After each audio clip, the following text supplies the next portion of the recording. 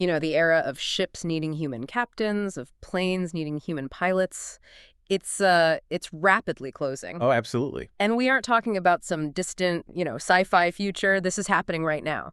Today, we are setting sail into the totally autonomous future of conflict. And frankly, the waters look a lot more complex and maybe more unnerving than most people realize. I really do. We're doing a deep dive into the AI-powered battlefield. I mean, we're talking about a world of self-directed drone swarms, unmanned vessels patrolling these critical choke points, and missiles that decide on their own whether or not to pull the trigger. And that's exactly where we are today. Our sources for this, they really cut across the full spectrum of this challenge. We're pulling together threads from, current military technology trends, specifically the rise of AI, autonomous weapon systems, or AWS, and this huge connectivity layer. We call it the Internet of Military Things, or IOMT. And it's not just the tech, right? Not at all. We have some crucial geopolitical context looking at the accelerating competition between the U.S. and China. And alongside that, we've got these detailed reports that highlight the organizational challenges the U.S. Navy is battling right now just to keep pace. And crucially, I think, this deep dive isn't just about the hardware, the drones and the lasers and all that. We are plunging into the policy side of things, examining the legal and, frankly, the ethical nightmares surrounding the central international policy term, meaningful human control. Which is a huge can of worms. A huge one. And we have to confront these chilling sort of built-in risks of catastrophic system failures that, they just stem from sheer technological complexity. So our mission, really, specifically for you, is to unpack what full autonomy truly means on the battlefield today. We need to go beyond the Hollywood hype, right? Beyond the science fiction to get a handle on the current capabilities. To understand what's real now. Exactly. To understand the foundational concepts that define these degrees of control, and to acknowledge the fundamental high-stakes risks that are inherent in delegating life-and-death decisions to these opaque algorithms. This is a high-stakes, rapidly evolving field, and we really aim to give you the foundational knowledge you need to fully understand the strategic debates that are shaping the next decade of warfare. So let's start right where we are, because I think the public perception is often that, truly lethal AI is still some futuristic fantasy. Right. But our sources show pretty unequivocally that AI is not waiting in the wings. It is actively, lethally shaping current conflicts right now. Precisely. The operational reality of modern conflict confirms this. The sources, they frequently reference the conflicts in Ukraine and Gaza as these real-world laboratories. We are seeing Ukrainian and Russian armies actively integrating AI capabilities for rapid target identification and location. So it's about speed. It's all about speed. It's being used for automated drone piloting, especially in GPS-denied environments, and critically, for supporting tactical decision-making in real time. It's not a theoretical capability. It's a combat multiplier being leveraged today. And that immediate utility, I assume, is driven by these broader, interconnected military shifts. This isn't just an isolated piece of tech. It's a whole systemic transformation. That's right. Our sources identify 5 major technology trends that are really defining defense strategies right now, specifically for 2024 and 2025. Okay, so what are they? Well, understanding these 5 is pretty essential for grasping the modern defense landscape. They begin, of course, with the big one: overarching AI integration across all military domains, from logistics to intelligence. Everything gets AI. Everything. And this feeds directly into the development and deployment of autonomous weapon systems, or AWS. These then rely on the backbone of connectivity that's provided by the Internet of Military Things, the IOMT we mentioned. Okay, so you have AI, autonomous weapons, and the network that connects them.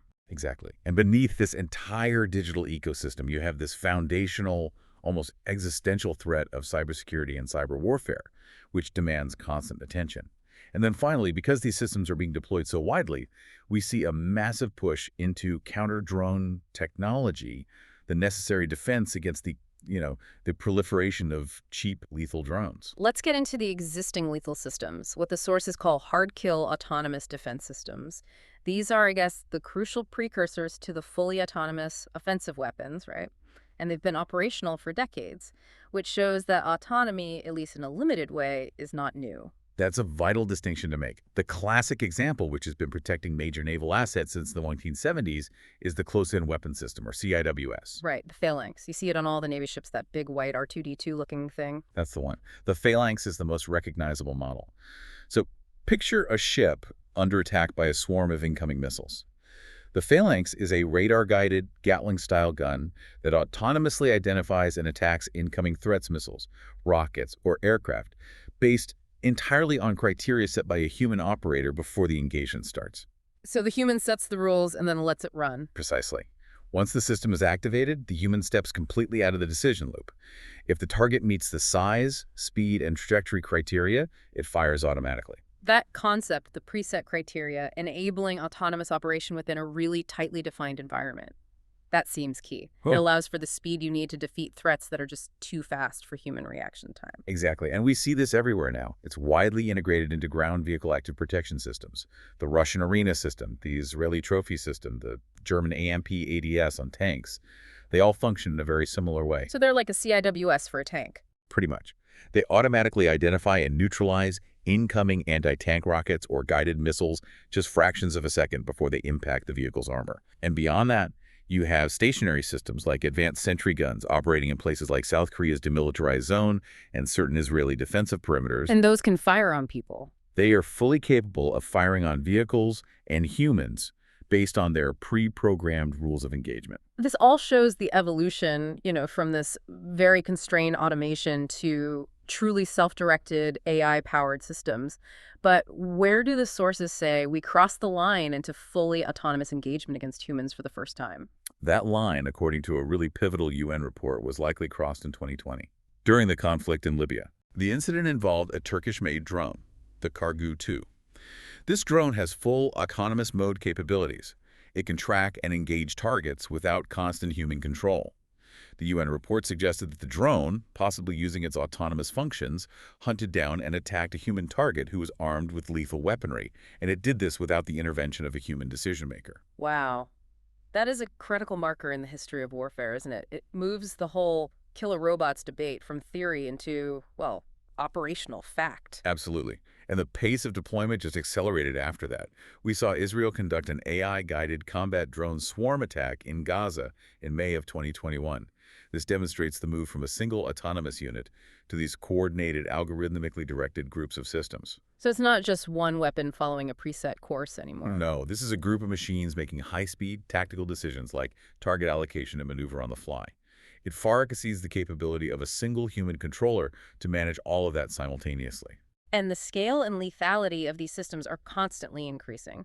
Let's talk about the new frontiers, especially unmanned aerial systems, UAS, and this push to integrate high-energy lasers, or HELs, as a core capability. Right, so the U.S. military, particularly the Army, is defining the next generation of its large UAS platforms. We're talking Group 4 and 5 airframes, which are massive systems comparable to manned aircraft in size and weight. And the central requirement for these new platforms, like the intended replacement for the Gray Eagle drone, is what? Modularity. They have to be able to switch payloads, instantly to be configured for this specific operational environment. And the payload the Army seems to desperately want to incorporate into these big, long-endurance drones, like the General Atomics Mojave, is the high-energy laser. This is where we see a fundamental shift in kinetic warfare. Oh, As spokespeople for General Atomics clarify, the goal of integrating HELs is not, to blow up the Death Star. right, it's not science fiction. It's not. It's about achieving precise, highly disruptive, non-explosive effects at the speed of light.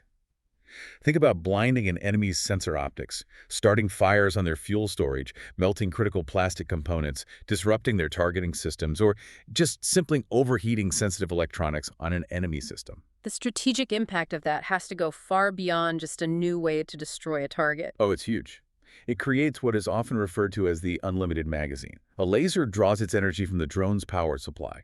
This enables continuous engagement without the logistical headache of carrying heavy, finite ammunition. So it never runs out of bullets. Exactly. In a high-intensity conflict, that drone can stay on station and engage dozens, maybe hundreds of targets without needing to return to base to rearm. That kind of tactical persistence fundamentally changes the calculus for both air defense and offensive strikes. That combination, long endurance, modular drones, infinite ammunition, that's potent. But the real game changer, I think, is the ability to coordinate across multiple domains, which relies entirely on hyperconnectivity. And that brings us back to the Internet of Military Things, the IOMT, and true swarm warfare. The IOMT is the essential digital nervous system for all of this. It's leveraging commercial IoT-driven solution sensors, unmanned ground vehicles, UAVs, surveillance systems, all integrated using 5G connectivity for real-time intelligence and enhanced situational awareness. It means every vehicle, every soldier, every drone is feeding this low-latency data back into a massive network for immediate analysis. And this dense connectivity is what enables true coordinated swarm behavior, moving way past those simple drone clusters we saw in Gaza. The technology development is racing forward. You have startups like Swarmios that are focused on creating the software and the control architectures, like their Swarm C2 system. This is a battle management system designed specifically to coordinate and autonomously execute complex missions with dozens or hundreds of unmanned systems at the same time. And the core goal here is to achieve what? The strategically desirable quality of unpredictability. Unpredictability. Why is that so important in swarm tactics? Because a predictable system can be countered. If you have hundreds of inexpensive drones flying in a fixed formation, a single sophisticated counter-drone system can probably defeat them all. Right, you just shoot into the big cloud of them. Right. But Swarm C2's goal is to engineer unpredictable swarm behaviors that are incredibly difficult for an adversary to counter. This enables what they call parallel warfare.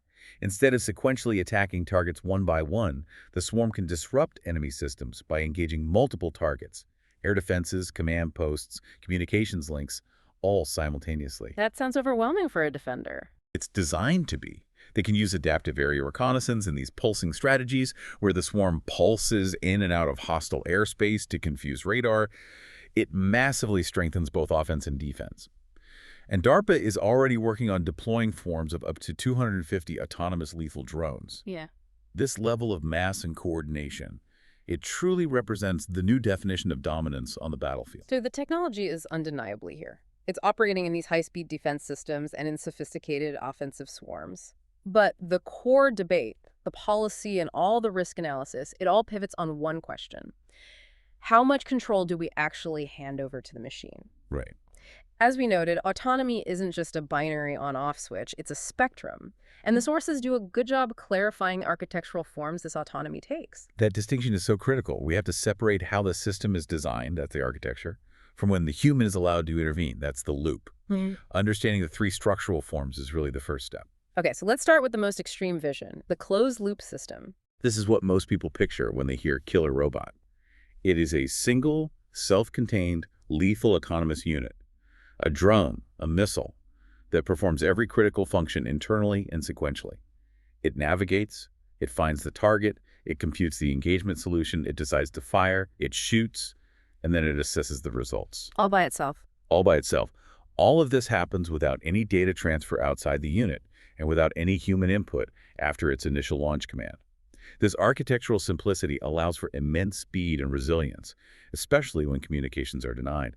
However, the sources really stress that this type of complexity is very hard to get right, and it introduces the maximum level of systemic risk because once it fails, there's no stopping it. Okay, so the second form, the distributed system, that sounds more like a compromise, sort of spreading the responsibility across the command architecture. It is exactly that. It's a patchwork approach designed to integrate humans without sacrificing too much speed. In a distributed system, the autonomy is fragmented.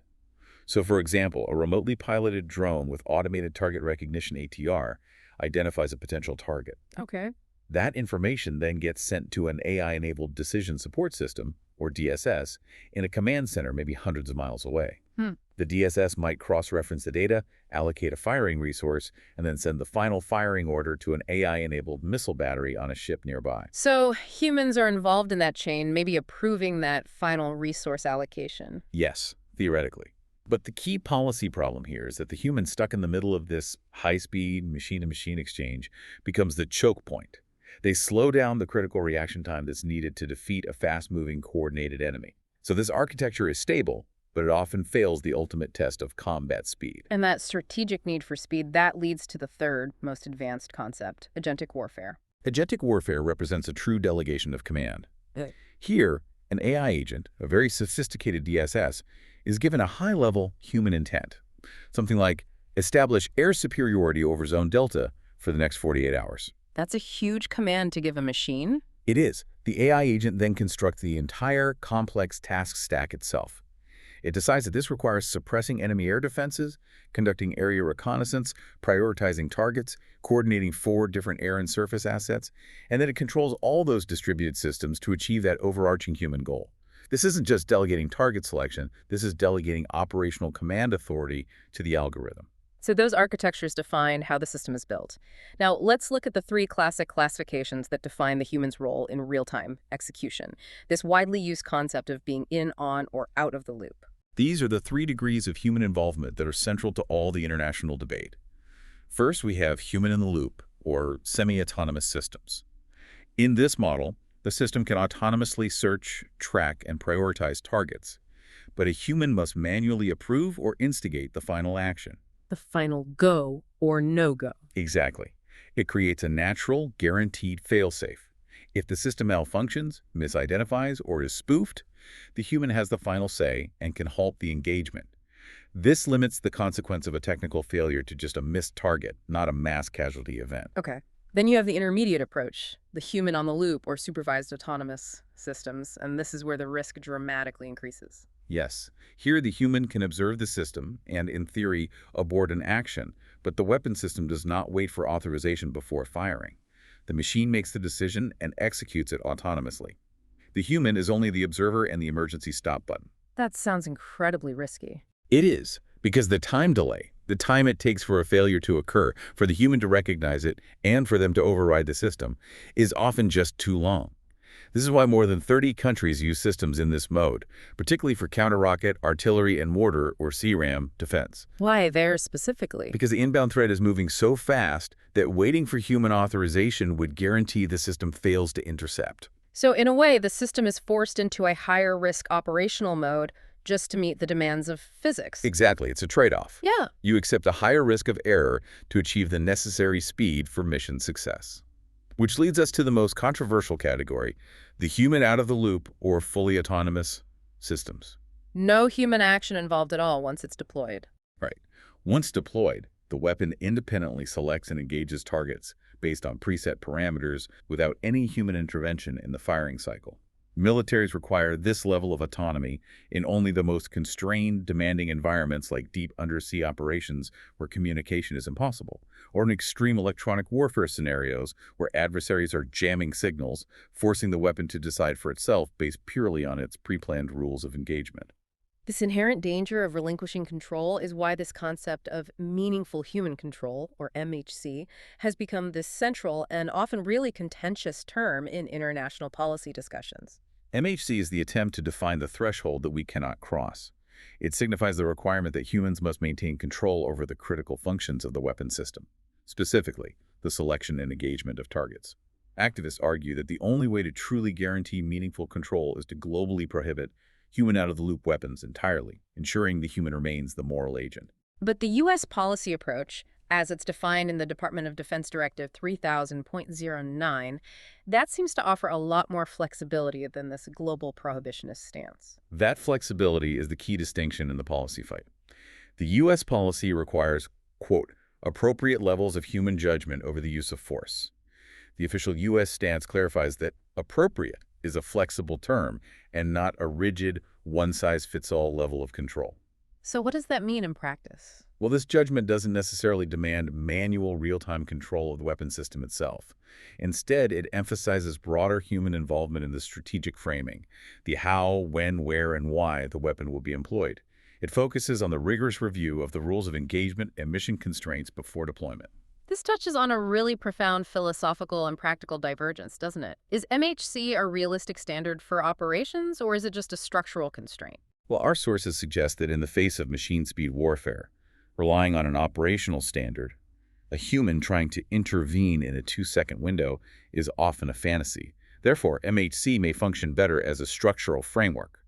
A framework. Meaning the governance is focused on proactive design, developing incredibly stringent review procedures at the design and development stages, embedding ethical constraints and kill chain boundaries into the foundational principles of the system, and ensuring adherence to the law of war during the creation process. It's about ensuring the intent is human-guided, even if the execution is automated. This intense pressure to define the loop, manage the risk, and accelerate development. It's rooted entirely in strategic competition. Let's look at the US versus China dynamic, which our sources identify as the primary engine driving this entire technological race. The shared belief that's driving both superpowers is crystal clear. AI-enabled systems are not optional. They will be crucial for achieving and maintaining military technical superiority. For the U.S. military, which has enjoyed technical advantages since the Cold War, AI is seen as an essential offset strategy to counter the growing capabilities and, well, the sheer mass of peer competitors, particularly China. And China's perspective on the inevitability of full autonomy seems far less hesitant than the U.S. policy Oh, stance. much less. They view AI as absolutely central to their future warfighting doctrines. We have quotes dating back to 2018 where senior executives from major Chinese defense firms like Norinco stated that the use of lethal autonomous weapon systems law is simply inevitable. Wow. And the summary quote from that period is chillingly direct. In future battlegrounds, there will be no people fighting. This really highlights the sheer scale of China's ambition to use AI to bypass traditional U.S. advantages in manned systems and pilot quality. And we should acknowledge a critical economic reality here. The current boom in commercial AI development, which feeds directly into military capability, is not a purely commercial phenomenon, is it? It's heavily subsidized by state actors. That's a critical piece of context that's often missed in the commercial headlines. Government funding has been the primary driver of high-end AI development for many years. In the U.S., the National AI Initiative Act of 2020 specifically advances the U.S.-China AI arms race by incubating thousands of AI projects. The COO of OpenAI openly admitted that government investment has been the core engine for this progress. So this is, at its heart, a state-sponsored race. So if government funding is the engine accelerating the race, what is the fuel that both sides are so desperately seeking? The ultimate strategic resource is data. Algorithms are only as good as the massive annotated data sets they're trained on. These data sets provide the foundational knowledge for learning algorithms. One expert, quote, summarizes the finding in stark terms. In the future, data will win wars. Data will win wars. Right. Nations that can secure exclusive access to massive, high-quality, military-relevant data sets, like vast amounts of radar signatures, acoustic profiles, or simulated combat footage, they gain the potential to build AI systems with unique, non-replicable capabilities that confer an unmatched strategic advantage.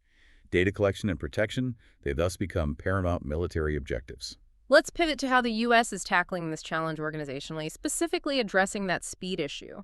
The military, recognizing traditional bureaucracy just can't keep up, is creating these rapid experimentation hubs exemplified by the U.S. Navy's Task Force 59. Task Force 59, or TF-59, is maybe the most visible example of the military trying to move at the speed of the enemy. It was established by CNTCOM's 5th Fleet back in September 2021, and its mission is to be an explicit sandbox for unmanned systems and AI. They are focused on mixing human operators with smart robots, specifically small, off-the-shelf, uncrewed surface vehicles, or USVs, And what's their goal with that? to dramatically increase maritime domain awareness MDA and prioritize threats across the massive operational area of the Middle East. And the operational dividend from this approach has been significant and immediate, right? It demonstrates the power of using these cheap, smart systems. They've achieved massive scalability with a pretty modest investment. TF-59 has demonstrated that these small USVs can quickly extend the range of crucial intelligence, surveillance, and reconnaissance networks by 30 kilometers each. Wow. By networking dozens of these autonomous surface vessels, they create a persistent, widespread presence that conventional manned fleets could never achieve efficiently. This is precisely the capability needed to manage expansive theaters like the Indo-Pacific. And we've seen this rapid experimentation concept migrate across the services, I think, recognizing the necessity of this agile approach. Yes, the Department of Defense is adopting the model. The Army stood up Task Force 39, focused on counter-small UAS solutions, and the Air Force followed with Task Force 99, designed to pair unmanned and digital technologies for improved air domain awareness. This concerted effort shows a recognition at the highest levels that continuous aggressive experimentation, where failure is accepted as a learning outcome, is the only way to accelerate adoption and build operator trust. But despite the success of these task forces, our sources highlight the classic bureaucratic problem that threatens to strangle innovation, this concept known as the frozen middle. This organizational friction is a colossal impediment. The sources describe a pervasive culture within the military establishment that focuses obsessively on minimizing programmatic risk. The risk of a project failing on paper. Exactly. at the expense of incurring far greater strategic risk by failing to keep pace with adversaries. Innovators inside the system describe encountering debilitating barriers that strangled initiative and demoralized them. Can you give an example of how this programmatic risk aversion actively delays the adoption of breakthrough technology? Sure. Look at the rapid pace of commercial AI development. Think about AlphaGo mastering the complex game of Go, or Carnegie Mellon's Librettis system mastering poker, or even DARPA's Alpha Dogfight competition, where an AI consistently defeated a human F-16 pilot in simulated air combat. Right, these are huge breakthroughs. Huge, and they have immediate critical applicability to autonomous warfare. Yet the Navy's R&D ecosystem has been notoriously slow to nimbly integrate them. The bureaucracy is structured to vet 5-year acquisition programs, not to absorb a machine learning breakthrough that occurred 6 months ago.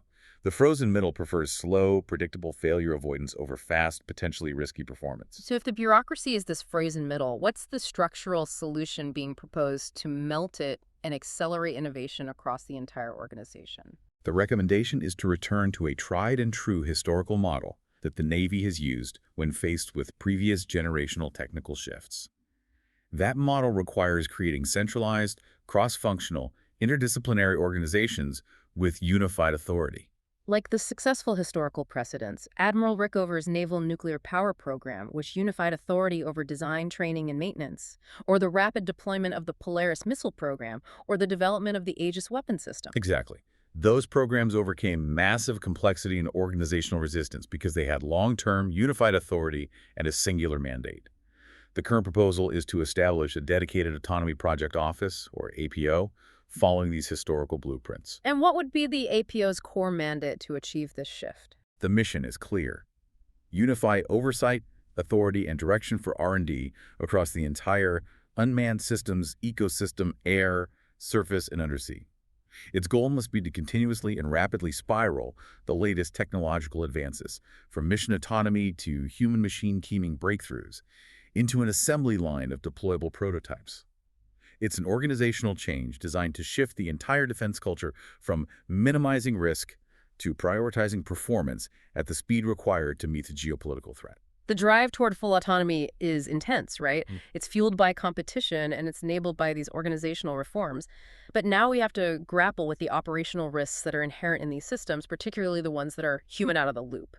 These are qualitatively different risks, and they carry a potentially catastrophic price tag. This is the core argument of the whole policy debate. There's a fundamental difference in the level of operational risk posed by truly autonomous weapons versus semi-autonomous ones. If you remove the human failsafe, the ability for a person to halt an engagement mid-cycle, the consequences of an error accelerate and expand massively. How severe is the worst-case failure mode that the sources cite? Without human intervention, a system failure could lead to an autonomous weapon engaging inappropriate targets until it literally exhausts its entire magazine, potentially across a wide swath of territory. Now, if this failure mode is replicated across a fleet of similar systems, maybe triggered by a shared software flaw or a specific spoofing attack, a military could face the disturbing prospect of large numbers of autonomous weapons failing simultaneously. And that leads to Mass fratricide, where weapons turn on friendly forces, or massive, unintended civilian casualties, potentially triggering a regional conflict. this operational risk is magnified by the complexity of modern AI, creating what is commonly known as the black box problem. The black box problem is a direct result of using cutting-edge neural networks. Unlike traditional rule-based software where the code dictates the outcome, neural networks learn by finding patterns in massive data sets. This means the system's internal structure, the specific weightings and connections that constitute its logic, is opaque, non-transparent, and often incomprehensible even to the engineers who created it. This opacity makes rigorous verification and validation nearly impossible. So we have highly capable systems that we can't truly debug or verify because we don't even know how they arrived at a decision. How does that translate into bizarre, unpredictable system behavior in the real world? Well, the academic studies cited in our materials really illustrate the profound cognitive gulf between man and machine. Researchers have shown that visual AIs, trained to identify objects, can be induced to make confident identifications, claiming 99.6% certainty of images that to a human eye look like pure noise, abstract wavy lines, or just static. So it's seeing things that aren't there. Exactly. Yet the AI insists this static is, for example, a cheetah, an armadillo, or a king penguin. The AI is seeing patterns that are completely invisible and nonsensical to human intelligence.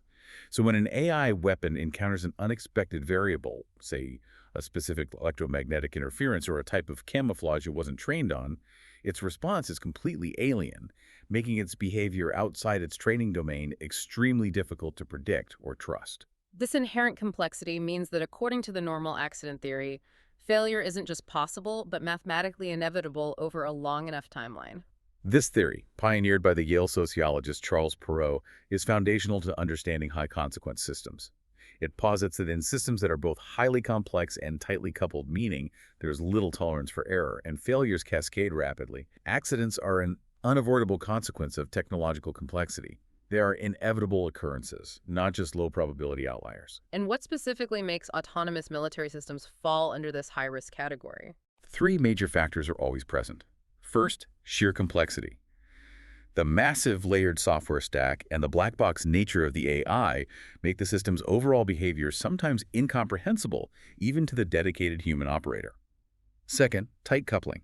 High-speed weapon systems require near-instantaneous reactions, providing no slack or time buffer for the human or another system to absorb a failure before it escalates. And third, the adversarial risk.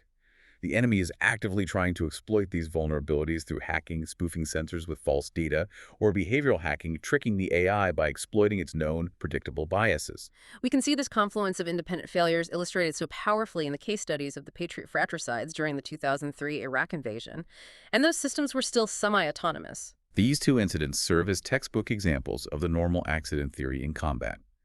The Patriot missile system was human in the loop, it required human approval to fire. Yet the system still resulted in a lethal catastrophe. The first fratricide involved a friendly British Tornado aircraft. Three independent failures converged. The automation misidentified the Tornado as an enemy missile. The identification friend or foe, or IFF, system failed, which was a known uncorrected design flaw. And critically, the human operator authorized the engagement, suffering from automation bias. The human, who was intended to be the failsafe, instead became the mechanism for failure by uncritically trusting the machine. Precisely. The second incident, shooting down a U.S. Navy FA-18C Hornet, was even more complex. A false ballistic missile track, likely due to electromagnetic interference, a classic unanticipated interaction with the environment, triggered the system. An operator, either out of stress or a lack of complete knowledge, brought the system online, but left it in auto-fire mode. This illustrates how operator actions, particularly when they misunderstand the exact state of the complex automation, can exacerbate issues and remove the only failsafe. And the quantifiable cost of these so-called normal accidents was truly unacceptable. Our sources highlight a shocking statistic. These two fratricide incidents comprised 18% of the Patriot system's total 11 engagements during Operation Iraqi Freedom. An 18% fratricide rate is, by any measure, completely unacceptable. It demonstrates the paradox. While the probability of any single failure might be extremely low, when you multiply that by millions of possible interactions, dozens of batteries operating across thousands of collisions, sorties low probability failures become effectively inevitable given enough exposure. The ultimate chilling lesson here is that complexity, tight coupling, and high consequence require a human layer for judgment, context, and skepticism. We have a historical near-miss involving nuclear weapons that underscores this vital function. That is the pivotal Stanislav Petrov incident from 1983. The Soviet automated missile alert system, a tightly coupled, high-consequence architecture, reported the launch of 5 U.S. ICBMs heading toward Russia. The system was reacting to a classic normal accident, sunlight reflecting off high-altitude clouds at a specific angle, which the system misinterpreted as missile signatures. But Petrov, the officer on duty, didn't believe it. He judged the alert to be nonsensical. A first strike would logically involve thousands of missiles, not just 5. He decided to report a system malfunction instead of an attack, ignoring the system's high-confidence warning. He used human context and nuance, which was just absent in the machine's logic, to prevent a potential global catastrophe. His skeptical human judgment acted as the single point of failure that saved the system from cascading into world war. The lesson is profound. The human is capable of contextualizing data in ways that automated systems, which only process information in the moment, simply cannot. And if we remove that human judgment, we risk unleashing algorithms that are inherently biased toward conflict, as demonstrated by those Stanford Hoover wargaming experiments. This is maybe the most alarming finding in our source stack.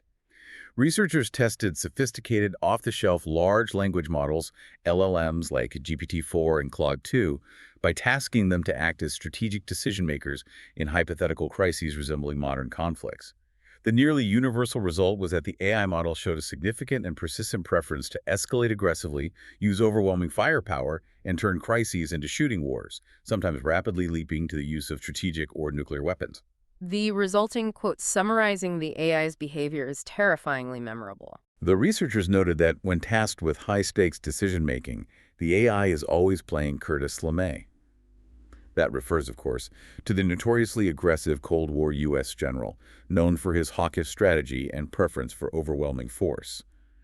The implication is that current AI models understand escalation as a tactical tool, but consistently fail to grasp or prefer complex de-escalation strategies, political negotiation, or the subtle nuances of deterrence. This raises profound questions about the inherent bias toward conflict when we delegate strategic control to these systems. Given the intensity of the geopolitical competition and these inherent, unavoidable risks of catastrophic system failures we just discussed, we have to consider the strategic implications of attempting to remove humans from the deadliest parts of the fight entirely. This brings us to a major ethical and political risk raised by commentators, the concept of the lowered barrier to conflict. A primary deterrent to war is the massive, human, cost-friendly soldiers dying, which generates domestic political consequences for leaders. So if AI-powered weapons are specifically designed to reduce or eliminate friendly human military casualties, It fundamentally weakens the political association between war and human sacrifice. The leaders and policymakers deploying these systems no longer face the same domestic pushback when launching strikes or initiating conflicts. Paradoxically, the very act of attempting to save friendly soldiers may inadvertently make it politically easier to initiate conflicts, leading to greater overall death and destruction globally, even if the initial military casualties are unmanned systems. this existential risk really explains why the prevailing strategy, particularly for the US DoD, is not human out of the loop, but rather human-machine teaming, or HMT. Absolutely. The DoD is explicitly moving toward what they call Centaur, human-machine cognitive architectures. That central idea is to capitalize on the strengths of both sides, leveraging the incredible speed, reliability, and precision of automation, with the robustness, flexibility, and nuanced contextual intelligence of human judgment. HMT is now the preferred doctrine whenever mission parameters allow. And what are the primary applications of HMT that best showcase the synergy between speed and judgment? The most frequently cited concept is the loyal wingman. This involves a human pilot controlling the high-level tasks of a coordinated swarm of inexpensive, modular, uncrewed aerial systems, or UASs. The human pilot remains in a safe position, while the UASs fly forward to carry out the dangerous tasks, ISR, complex electronic attack maneuvers, or acting as decoys to force enemy air defenses to light up their radars. So the AI handles the micro-coordination while the human retains strategic control. Exactly. And the other crucial application is sense-making, where AI handles the crushing complexity of data overload. In contested environments, particularly anti-access area denial or A2AD zones, the sheer volume of data signals, noise, sensor tracks is overwhelming.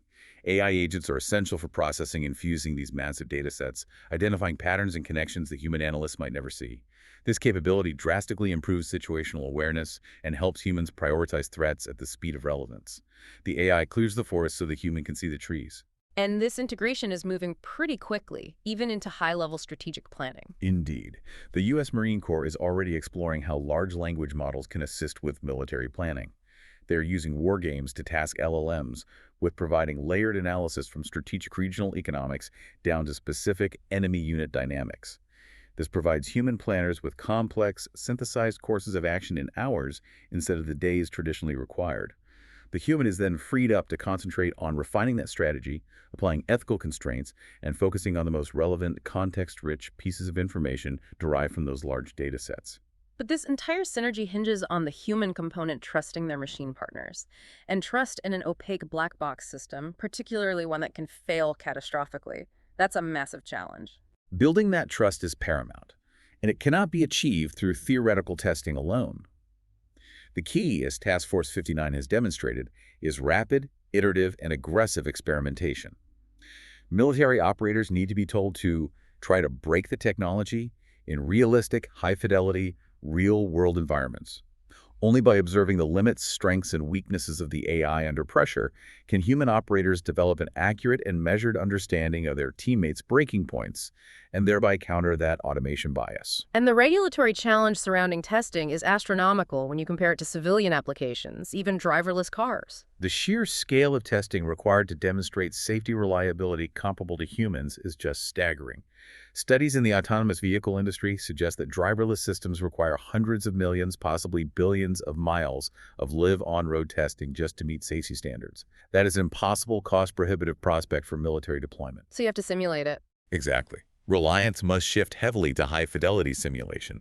This requires collecting immense amounts of real-world data to create virtual environments that accurately replicate complex variables like weather, radar scattering, and sophisticated adversary behavior, ensuring the simulations are robust enough to certify deployment. And finally, we circle back to the human factor. Training is essential not just for knowing how the AI works, but for actively countering the psychological risk of automation bias. We saw the lethal consequences of automation bias in the Patriot fratricides, where operators simply defaulted to trusting the machine.